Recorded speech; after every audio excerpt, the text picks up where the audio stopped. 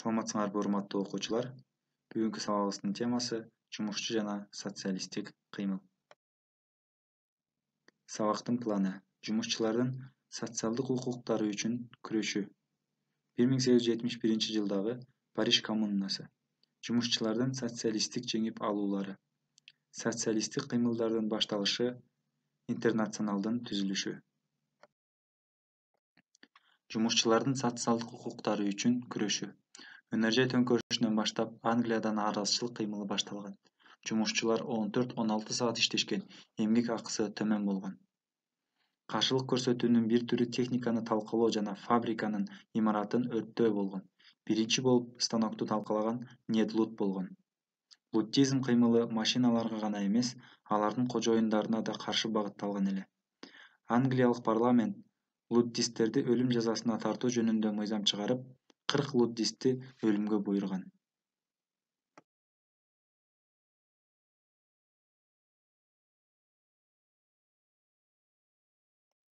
Германиядагы Силезиялык токуучулар кыймылы.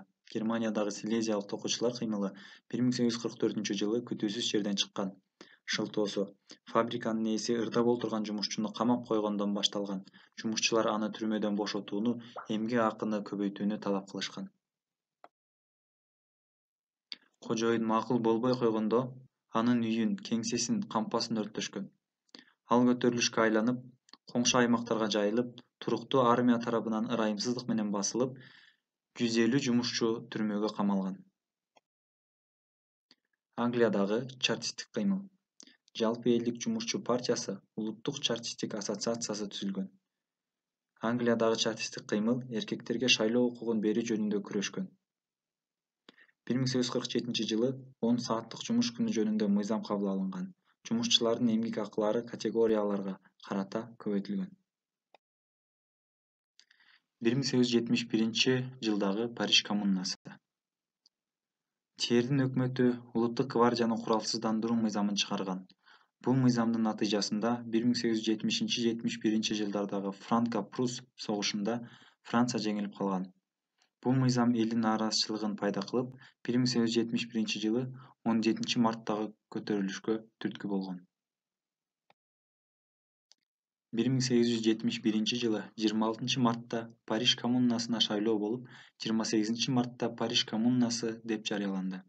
Париж коммунасы мурдагы рекордтук тандоого негизделген туруктуу армияны жойду. Министрлердин ордуна 10 комиссияны түздү. Коммуна маданият жана билим берүүдө да бир топ иш-чараларды жүргүздү. Мамлекеттен чиркөөнү бөлдү. Кечилдик ордендердин мүлктөрүн мамлекетке кайтарды. Париж коммунасы тилекке каршы 72 гана күн өкүм сүрдү. 1871-жылы 28 майда талкаланып, 70 000 адам жазага тартылды. Жумушчулардын социалдык жеңип алуулары. Жумушсуздук боюнча, өндүрүштө алган майыптык боюнча ооруга байланыштуу жөлөк пулдар, пенсиялар киргизилди. Профсоюздардын эмгеги легалдаштырылды. 19-кылымдын 30-жылдарында Англияда жумушчуларга парламенттик шайлоого катышууга укук берилген. Германиянын 1871-жылы конституциясы 25 жашка толгон эркектердин баарына тең шайлоо укугун берген.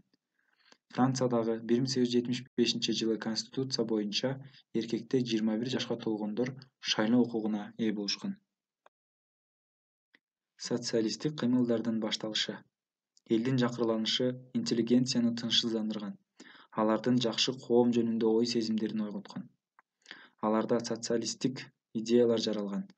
Алардын өкүлдөрү француздар Андре Сен-Симон, Шарль Фурье, англис Роберт Оуэн капитализмди сынга алып, эмгек продуктыларын адилеттүүлүк менен бөлүштүрүүгө үндөшкөн, бирок социализмге кандайча өтүүнү билишкен эмес. Пролетариаттын, башкача айтканда жумушчулардын күрөшүн илимий жактан Карл Маркс жана Фридрих Энгельс негиздеген. Алардын пикири боюнча, капитализмдеги адилетсиздиктин негизин жеке менчик түзөт. Жумушчулар саясий бийликке ээ болушу керек. Эксплуатациясы жок коомду куруу үчүн эң күчтүү уюм саясий партия керек. 1864-1876 жылдардагы биринчи интернационал. 1864-жылы 28-сентябрда Лондондогу англис, франк, немец, итальян жумушчулары биригип эл аралык саясий партияны Биринчи интернационал деп аталган жумушчулардын эл аралык шериктештигин түзүштү.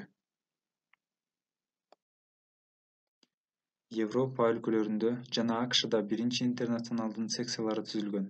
Алар гезиттерди, брошюраларды чыгарышкан, жумушчу партияларды түзүшкөн, иш таштоо кыймылдарын колдошкон. Биринчи интернационал 1876-жылы башкы кеңештин чечими менен таркатылган. 1889-1914 жылдардагы экинчи интернационал. Көп өтпөй Европада жумушчу партиялар кайрадан түзүлө баштаган.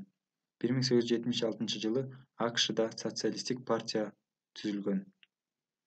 Социалисттик партияларды Германияда Бебель Липкнехт жетектеген, Францияда Гет Лафарг жетектеген.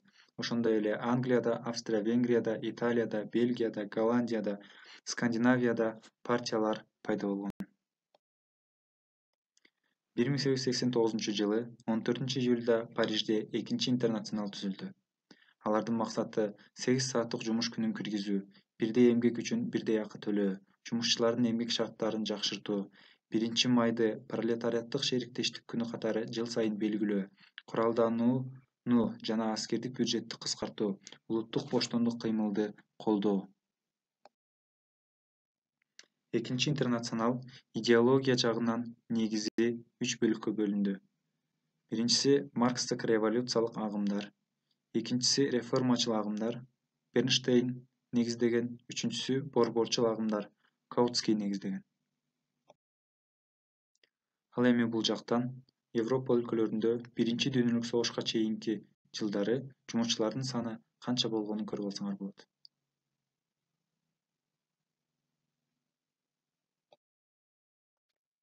Тема үчүн суроолор. Өнөр жай төңкөрүшүнүн башталышында англиялык жумушчулар кандай каршылыктарды көрсөтүшкөн? Лиондук жана Силезиялык токуучулар эмне үчүн көтөрүлүшкө чыгышкан? 1871-жылы 18-марттагы көтөрүлүштүн себеби эмнеде жана Париж коммунасы элдин абалын жакшыртуу үчүн эмнелерди жасады? Социалисттик кыймылдын эң көрүнүктүү өкүлдөрү кимдер? Биринчи интернационал качан түзүлгөн жана анын мааниси эмнеде? Экинчи интернационал эл аралык жумушчу кыймылынын өнүгүшүнө кандай салым кошкон? Эл аралык социалисттик кыймылда кандай агымдар болгон?